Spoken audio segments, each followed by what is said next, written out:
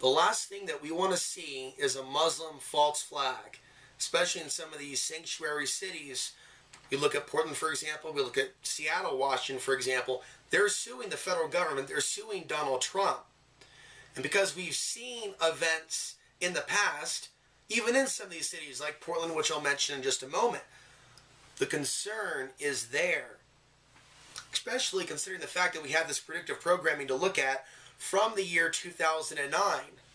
Now, some of you may have already heard about Operation BLACKJACK. For those that haven't, this video is going to be a summary of that.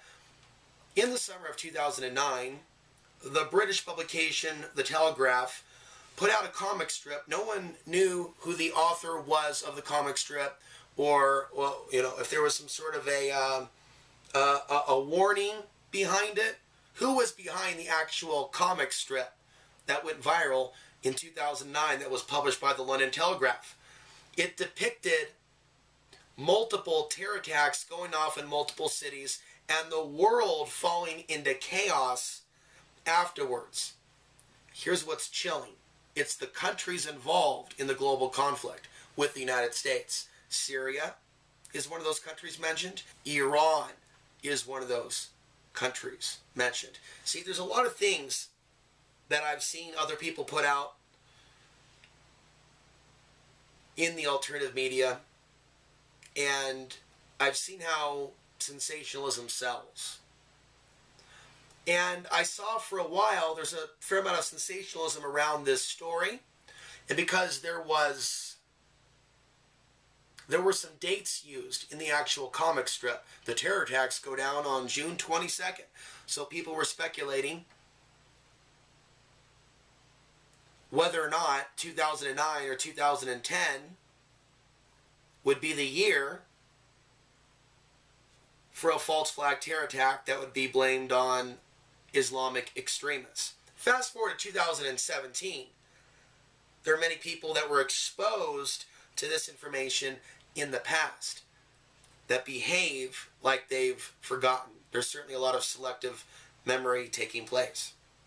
And there's many people now that think that they're independent in their mindset that are absolutely terrified of Muslims. Being that this comic strip came out in 2009, and it features nations that we may be going to war with now or are already are waging war on. We look at Donald Trump and his 59 Tomahawk strikes on Syria. We look at all this fear regarding ISIS. We just came out of a period where people are saying 1 out of 4 Syrian refugees had pledged their allegiance to ISIS. And people like myself were saying, whoa, whoa, this is out of control. 1 out of 4? Are you freaking kidding me? But people repeated it anyways. And so it seems right now, this is what concerns me. So I'm not predicting anything. I don't want to see this happen. But it's because I'm concerned that I feel a need to bring you this video.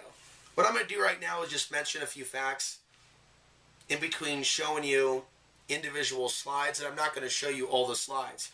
You can go online and you can type in Operation BLACKJACK, and you can watch this from the beginning.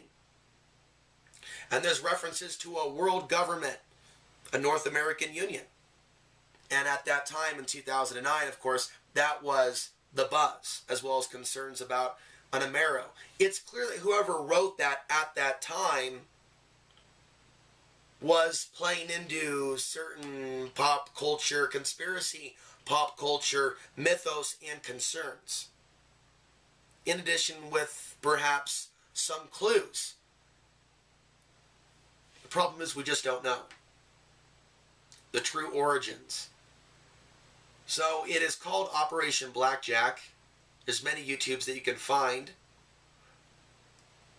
I should probably mention the names of the cities, other than Portland, Oregon, that were depicted as being nuked.